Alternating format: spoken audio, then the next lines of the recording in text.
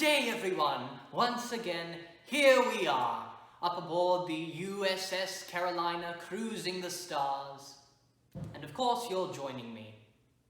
So, everybody, I am sure that many of our returning viewers are well aware of our journeys across space. Well, I do believe a new beginning is upon us. For you see, I have decided to, for a few episodes, go into a bit of a retrospective. That is, look back throughout human history, throughout some of the many contributing astronomers in astronomy itself. So, let's start, shall we? Let's see. Now, my computer over here has so kindly provided us with enough data to start our journey. So, our journey itself goes back to the very beginnings of astronomy. Think for a moment, everybody. The Roman Empire, gleaming in its entire beauty. However, in one little sector of the empire, northern Egypt today, in the city of Alexandria, there is a prominent astronomer by the name of Claudius Ptolemy. Let's go ahead and take a look-see at this, shall we? Now then, Claudius Ptolemy, a quick bio, so to say, lived in the 2nd century and resided in the Roman city of Alexandria, as I stated.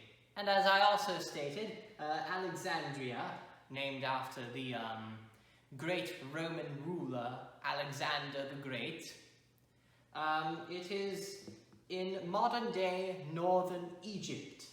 And of course, the 2nd century being the 100s AD. Are we on the same page? Good. Now, Claudius Ptolemy had many jobs, including that of a mathematician, astrologer, and geographer. And as an astrologer, he is known for something called the geocentric theory.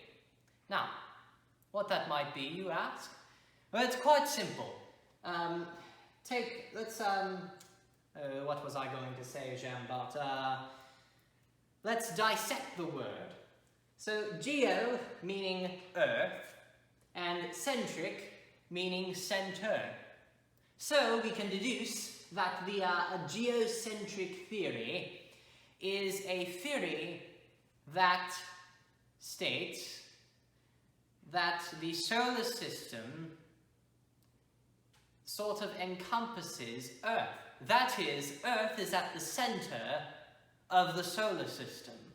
Now, obviously we know that this is not true because we know that the sun is at the center of the solar system. But at the time, 2nd century, technology wasn't as developed, and many people sort of relied on spiritual beliefs when it pertained or relates to space and the starry skies above. So, at the time, this geocentric theory was indeed valuable. And of course, this geocentric theory had some evidence at the time to be true in a sort of sense. Do you know what I mean? I'm sure you do know what I mean. Now, along with this geocentric theory, Ptolemy was known as a cartographer of the planets and their movements.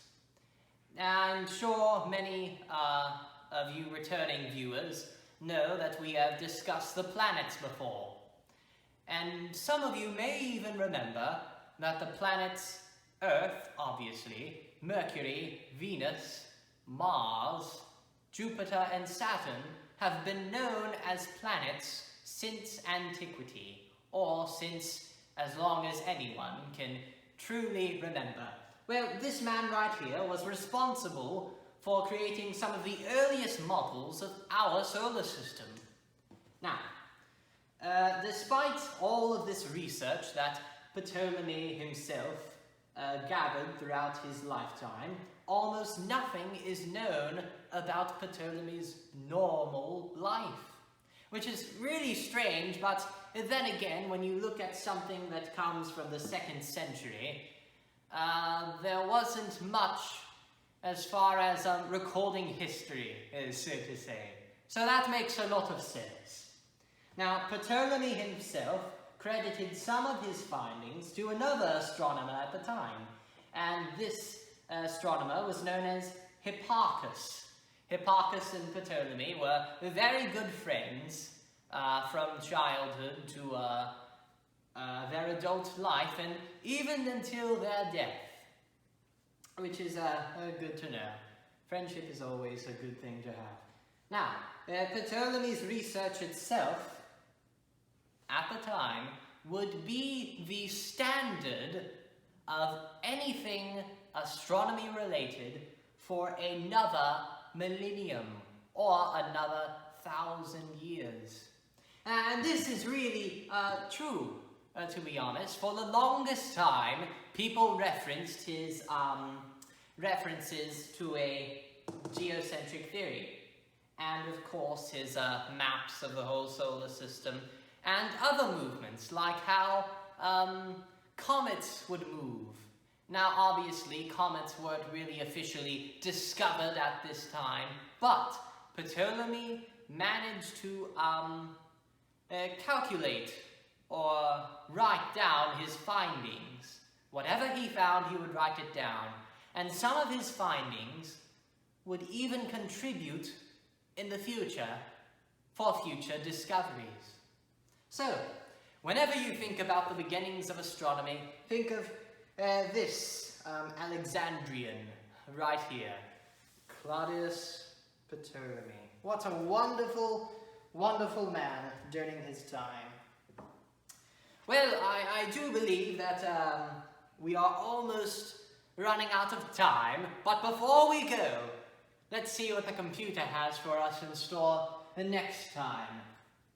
Alright, thank you very much. Oh, very interesting.